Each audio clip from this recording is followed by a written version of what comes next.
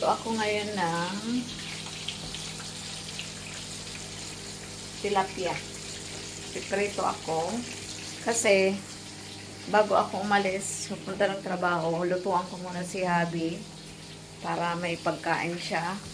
At ako rin baka kumain na ako bago umalis para hindi ako magutom kasi minsan sumusumpong yung ulcer ko. Kaya ayan, kailangan kumain.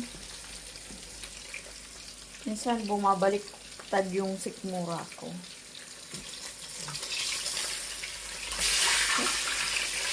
Yan.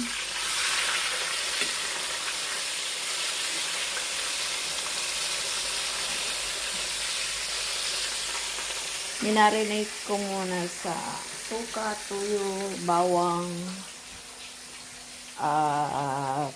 paminta. Yan. At saka makulimlim at malamig. Alas 12 na. Ayan, makulimlim. Ang pasok ko, alas 2. Kaya, meron pa akong oras. So, kaya luto muna ako. At meron naman kaming sinaing.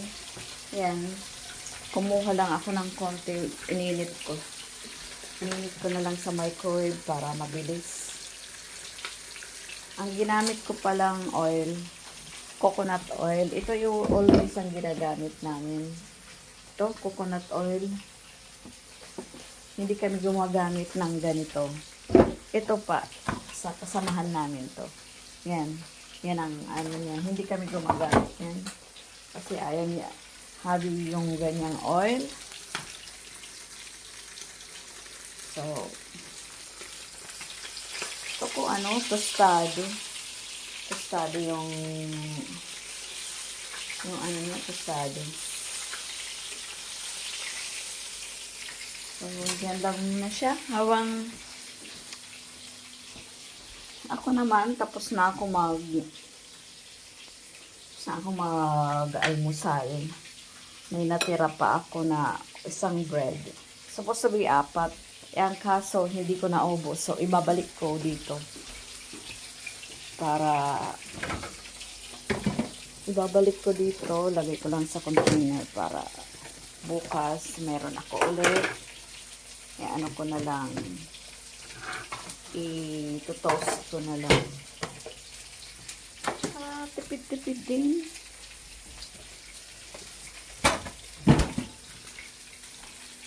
Nangangamoy na.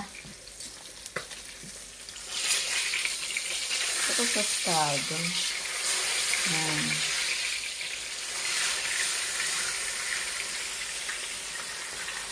Yan, tostado na.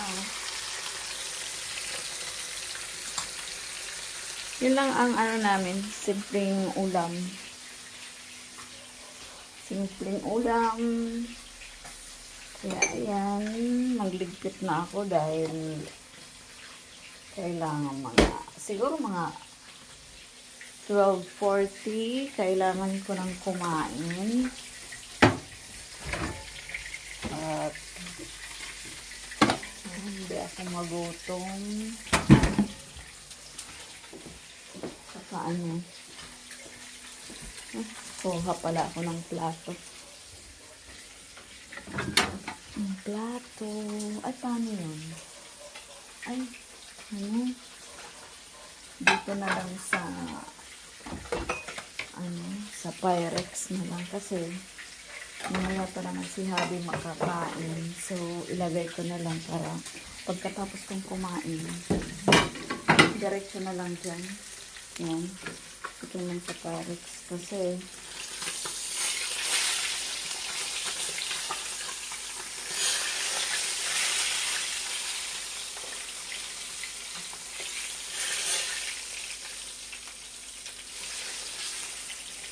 hindi pa tostado. Ito yung tostado. Isa.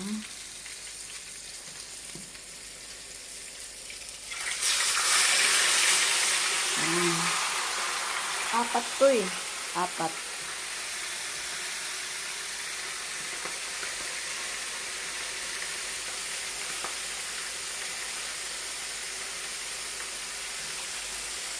Dapat siyang balik ka rin para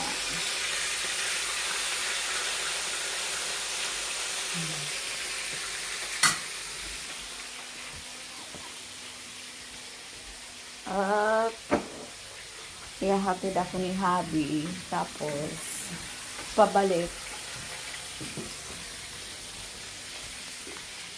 Sabi niya, find your own way. Kasi nga, hindi niya ako masusundo.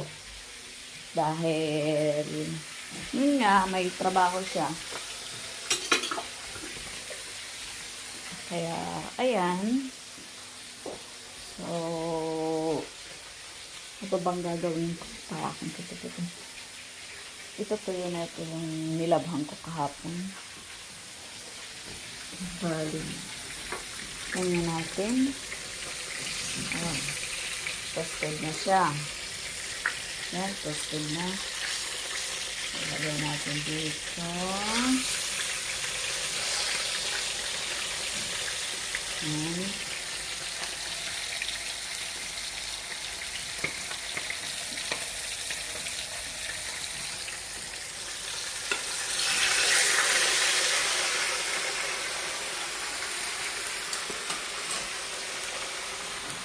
Handa ko na yung ano kasi kakain ako. Handa ko na yung plato. Ang plato. Plato.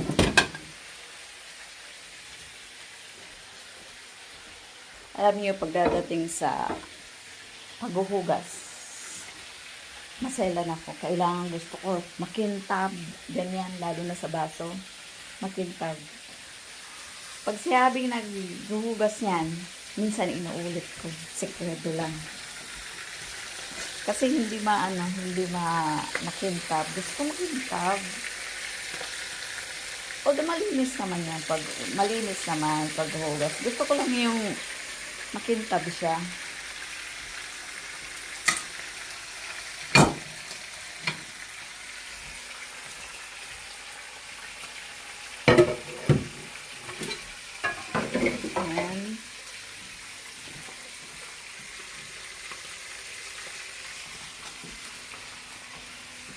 Kaya nga kahit sa Pilipinas, ganun ako maghugas, maglinis.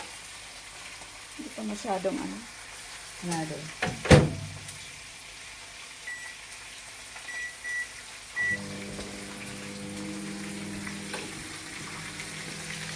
Sarap, ang bango. Bango na.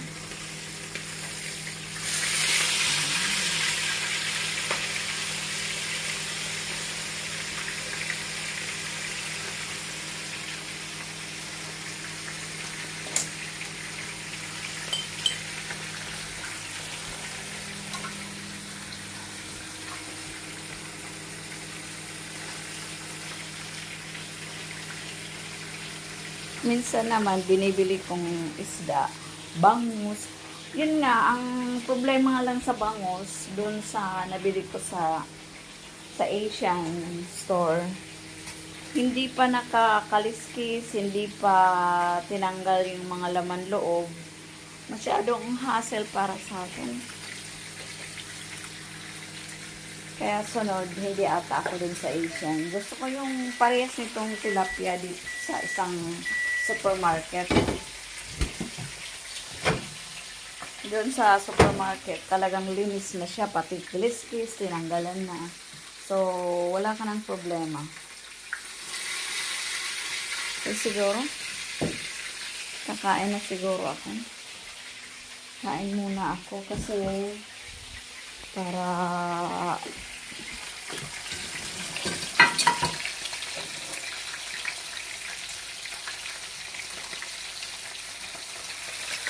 ito yung sa akin.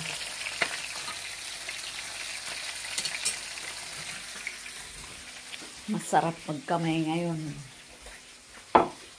Masarap. Kaya, okay. Yan. Kain na ako. Andito na. Ito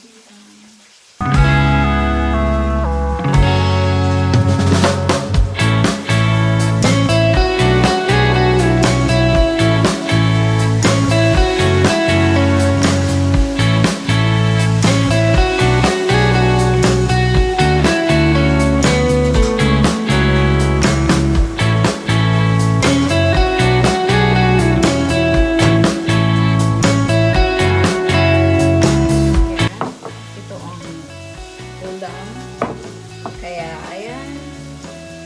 Wait lang.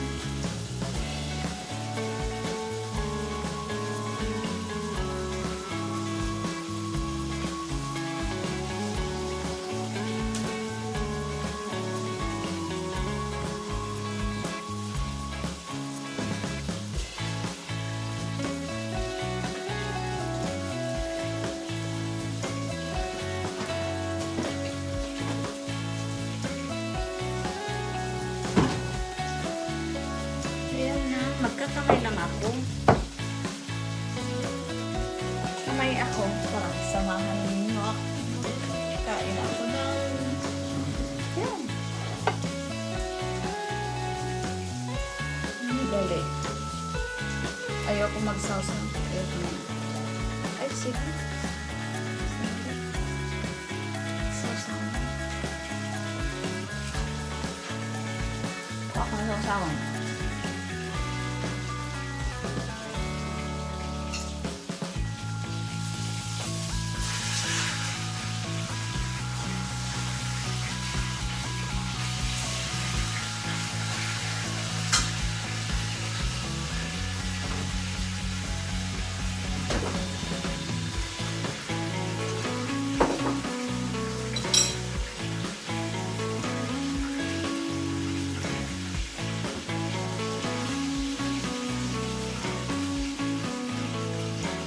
Yan. Sawsawan. Extra lemon ito. Pure lemon. Squeeze lemon. Instead of suka. Haloy natin to.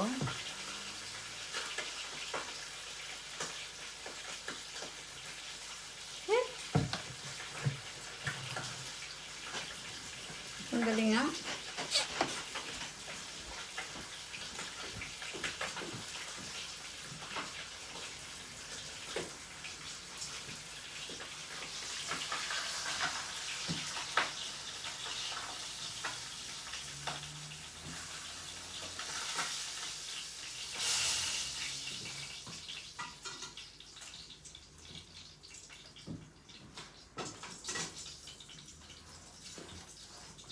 Ayan. Ito. Para kay hubby. Kung ano yung tira mamaya pagdating ko. Ayan. Sa akin na lang. Depende kung gustong gusto niya yan. Kain po tayo. Kain ako para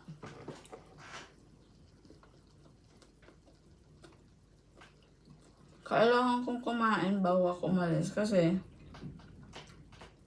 minsan sumusumpong ang ulcer ko.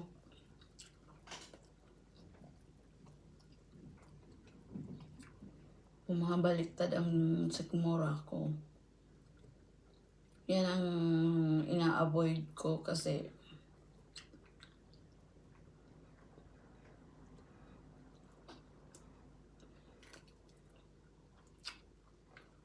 mahirap magkasakit dito. Mahal. Mahal ang pambayad.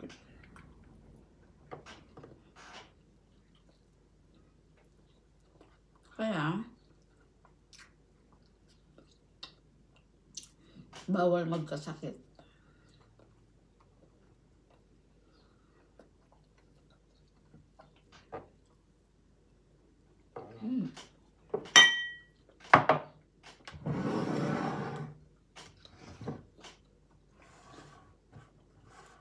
Lemon. Dapat may background ako.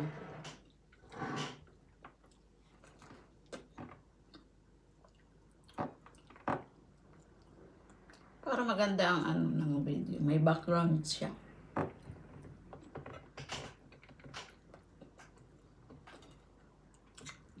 Kain po tayo. Sarap.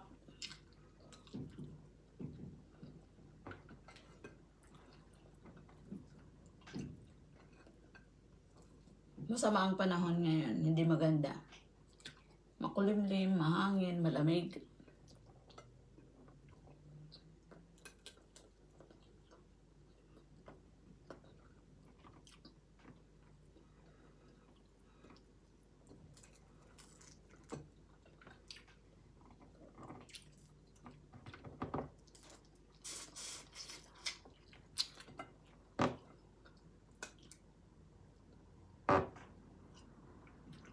Totoo ba yan? Diyan sa Pilipinas, nagpapanik daw ang mga tao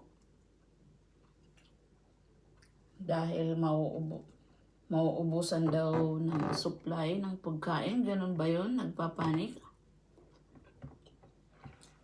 Kahit ka mag-imbak, mauubos din yan.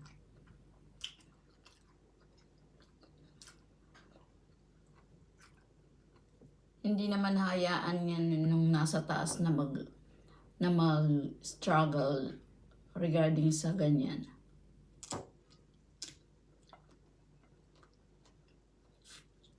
Kailangan lang prayers, may samahan ng dasal para hindi mangyari ang lahat.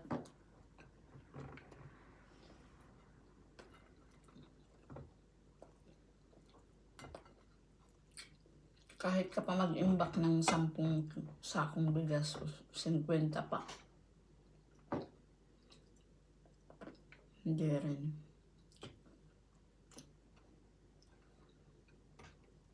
Kaya, pagdasal na lang natin.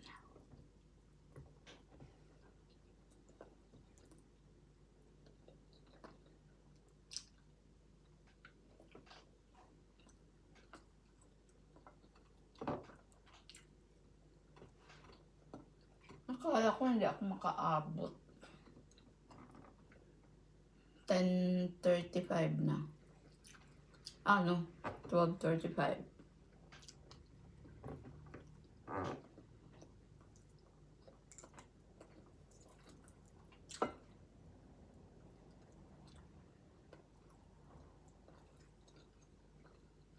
Abot pala.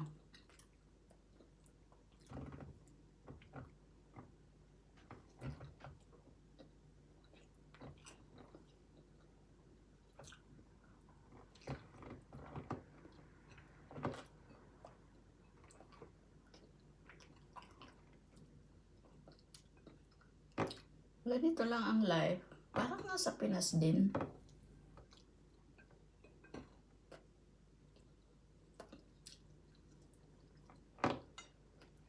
Wala mang meron lang konting pinagbago. Kasi dito may trabaho ako. Sa Pinas wala akong trabaho.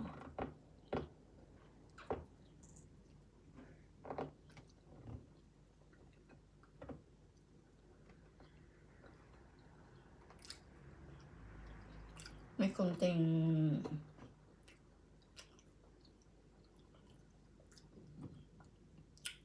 konting business pero hindi sapat.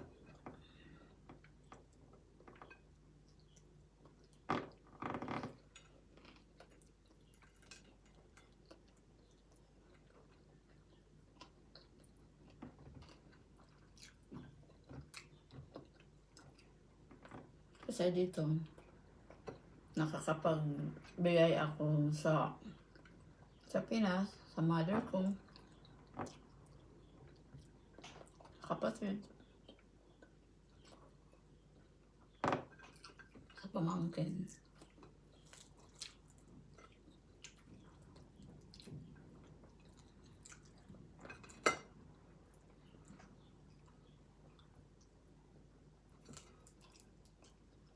Nakakahiya naman pati yan, hihihingi mo kay hubby.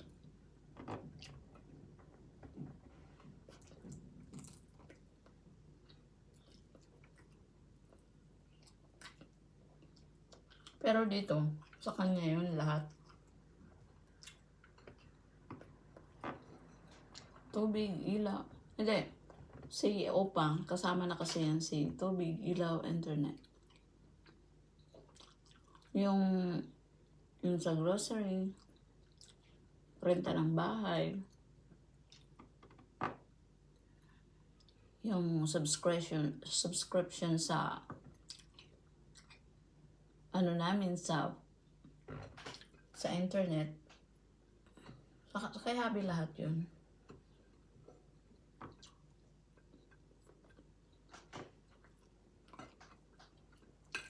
Hindi naman sapat yung sahod. Kumukunti lang naman. Basta yung pagdating sa Pilipinas, sa akin na lahat yun. Eh doon,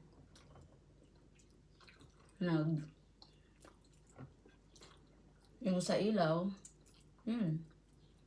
ilaw. Sa internet. At saka,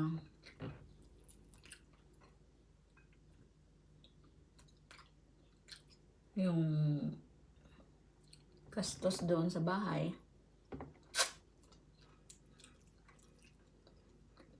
Hindi ko na yun nasa kay Habi yun. Sa akin yun.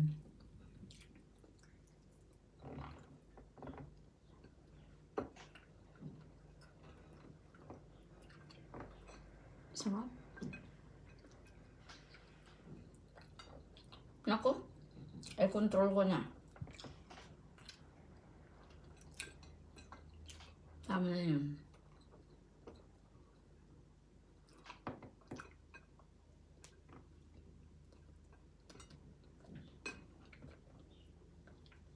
Pero parang gusto ko pa. Okay.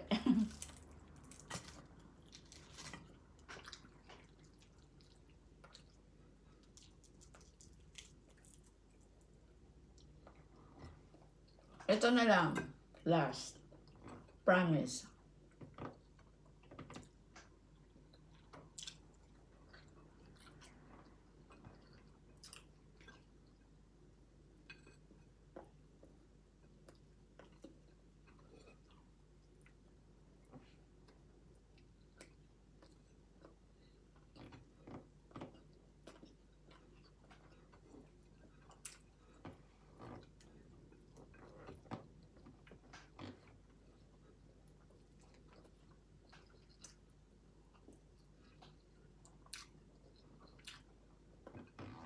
Parang yung sa chicken. Isa pang tilapia. Isa pang tilapia.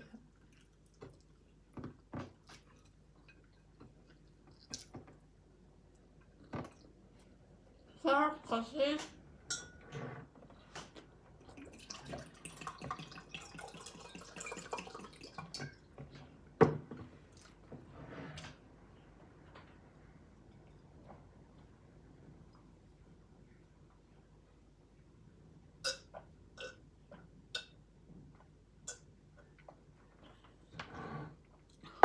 Ang sarap. Tubig.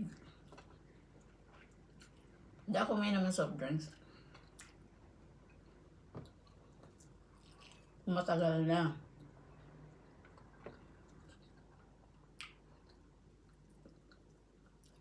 Pag umiinom ako, parang ang hap din ang sikmura ko. Hindi ako makaubos yung ganyan na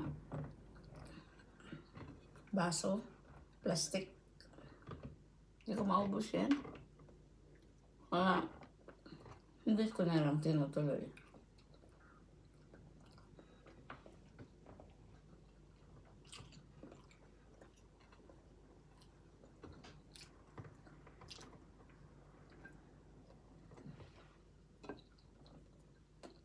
Nagugulat si Habi bakit may tira.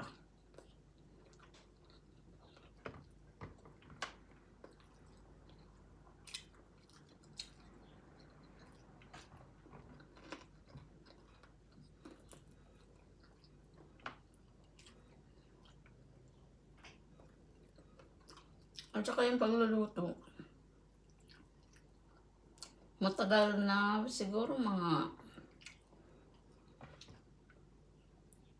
6 na taon na ata. Hindi ako gumagamit ng bitchin, magic sarap, or whatever.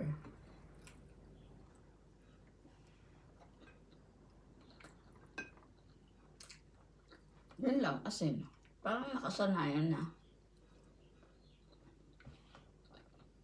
Kasi pag nasanay ka rin ng ganyan, mga flavoring. So, every time na meron kang pagkain, sasabihin mo, ayan. Tapos, sumikim ka ng luto ko na walang preservative food. Sasabihin mo, alang lasa. Ang kailangan lang naman lasa is yung asin. Yun.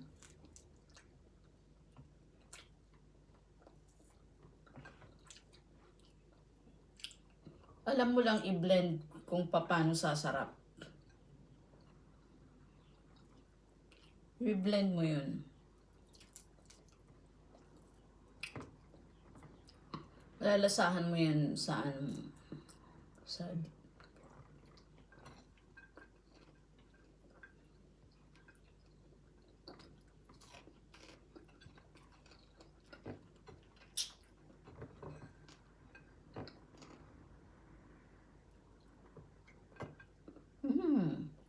sarap. Excuse me.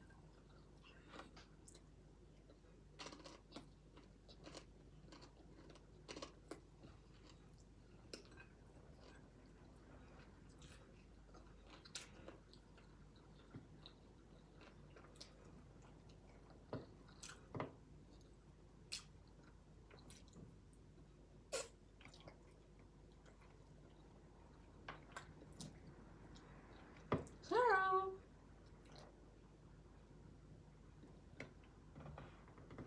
Dahil dito.